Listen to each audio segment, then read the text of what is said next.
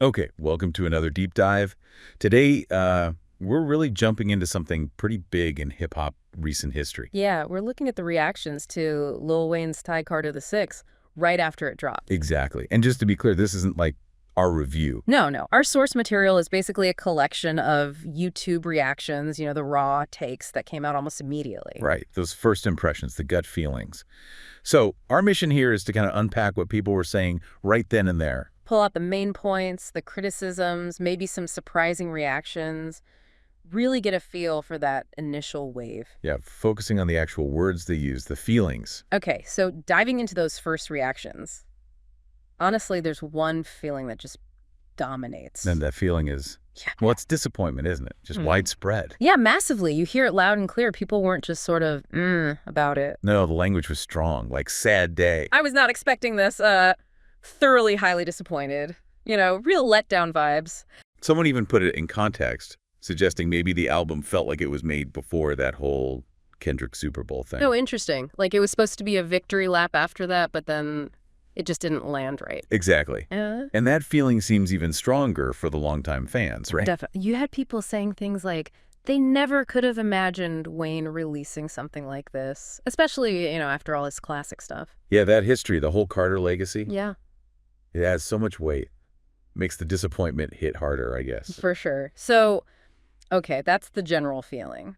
But why? What were the actual criticisms coming through in these sources? Well, the big one seems to be about direction, or maybe the lack of it. Yeah, that came up a lot. Described as, like, all over the place. Doesn't have a direction, doesn't have substance for the most part. Right, people felt there was no meaning, no structure. Someone actually painted this picture, like Wayne was just kind of going through beats and just rapping on them, not really building songs. Exactly. And that kind of ties into the other huge criticism of production. Oh, man. Yeah, the beats got absolutely slammed in these reactions. Yeah, they did. Words like atrocious, trash, bad beats, just really negative. Was there one specific example people pointed to? Yeah, Peanuts to an Elephant. That beat got called out specifically like wacky-ass beat. That phrase stuck out. Wow, okay.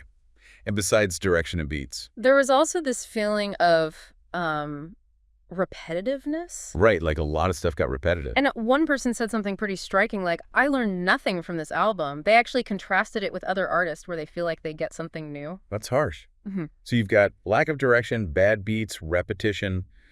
It sounds like people were really trying to figure out why it sounded this way. Totally. And that led to some speculation, theories popping up in the reactions. Like what? Well, maybe Wayne was just trying to get out of a contract fast, or maybe needed the money. And there was even this idea kind of out there that maybe he was even trolling, because some tracks felt so disjointed. Trolling, really. That says a lot about how disconnected people felt it was from, classic Wayne. Yeah. And what's interesting, too, is that the criticism wasn't just for Wayne. Right. People started questioning the team around him. Exactly. Like the producers, the engineers, anyone in the studio, basically, asking, how did y'all say yes to all this shit? Mm-hmm. The feeling was almost like maybe Wayne, even being a legend, needed more help with direction and focus from his collaborators. And for you listening, that does make you think, doesn't it? Yeah. How important is that inner circle, even for the greats, for quality control? Yeah, that's a good point. But okay, moving on to the tracks themselves. It wasn't all negative, though. Let's be fair. The bad definitely seemed louder in these reactions. But some songs did get some love. A few, yeah. Welcome to the Carter, the intro. Got some positive mentions, like dope, good. People liked him rapping out the gate. Okay, what else? Hip hop with Big X, the plug. That one was interesting. Mixed views. How so? Well, one person called it the best one, but another felt Wayne kind of got carried by the rest on it, though they did mention the standoff verses. Okay. And what about Sharks?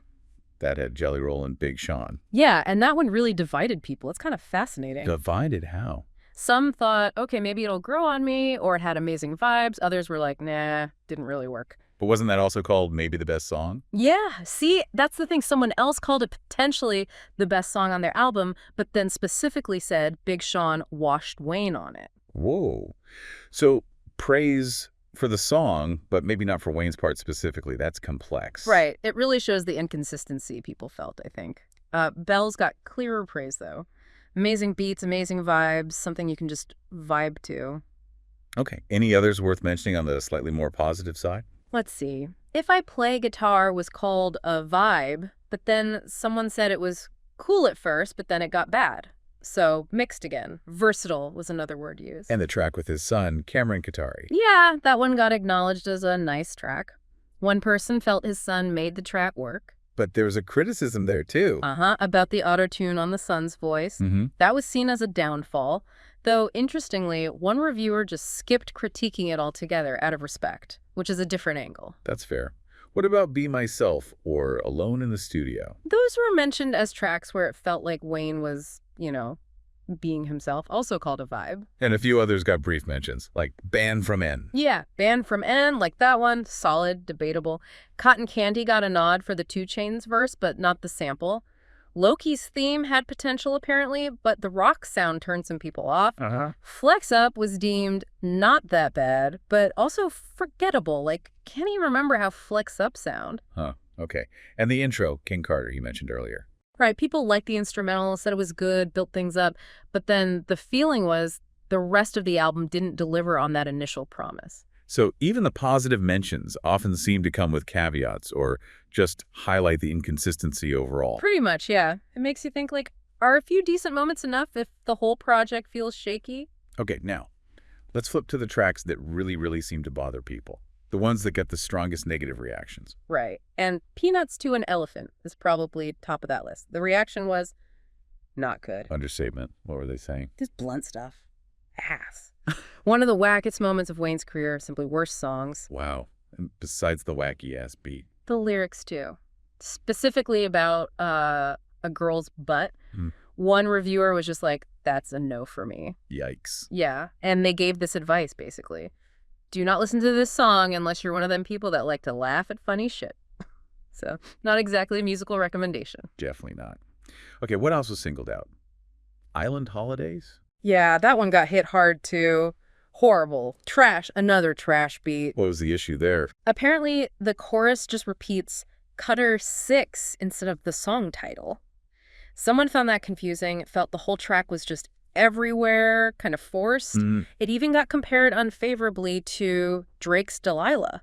Ouch. And wasn't there just a general feeling about a whole section of the album? Yeah, one source basically wrote off tracks 10 through 17 as just ass, like a whole block. That's a big chunk of the album. It is. And then there was this other complaint about some tracks just being audibly annoying. Annoying how? Like a mix of mumbling auto-tune and lyrical acrobatics that don't necessarily even make sense. Just hard to listen to, apparently. Okay, so listening to all this, it feels inevitable that the conversation comes back to the title, right? That Carter's the 6. Absolutely. That name hangs over everything.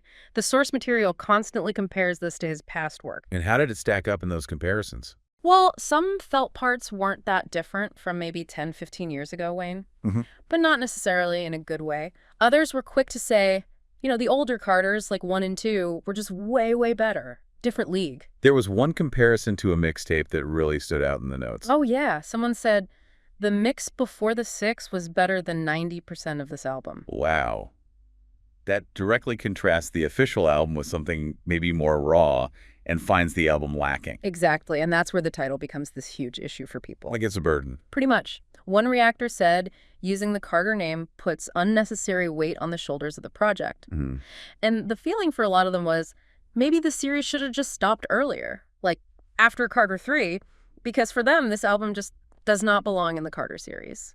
So the title basically set expectations through the roof. Just on classic albums, yeah. And these reactions clearly show that, for many, Thy Carter the 6 just didn't get there, didn't meet that legacy. Not even close, according to these initial takes. And faced with all this disappointment, some people actually tried to, quantify it, put a number on it. Really? Like scoring it? Yeah. One person did this whole mathematical thing. They counted the tracks they liked, 8 out of 19. Okay. Did the percentage, came out to 42%, which they translated to a 4.21 out of 10. And they specifically said, this isn't just feeling, this is the calculation. Huh. That's intense. What about more subjective scores? Those were flying around too. Things like maybe a 6 out of 10, but the person saying it admitted that felt generous. Right. Others were more blunt, like a solid 3, 4. And then just general words like not amazing, decent, maybe okay. And the thing is, even decent or okay for Lil Wayne. For a Carter album, that is disappointing, isn't it? That's exactly the point that came across. Those ratings, even the mid ones, were really just another way of saying how much it missed the mark. So, okay, let's wrap this up. Summing up the picture we get from these initial YouTube reactions, that Carter the Sixth seems to have landed pretty poorly for a lot of these fans. Yeah, a significant thud, you could say. The main complaints really centered on that feeling of no direction, questionable beats, inconsistency. And just tracks not living up to that huge legacy, even if there were a few bright spots scattered here and there. Right. And it really does shine a light on that challenge for legendary artists, you know? Definitely. When you have a catalog like Wayne's, and especially a series as iconic as the Carter, everything new gets measured against that past.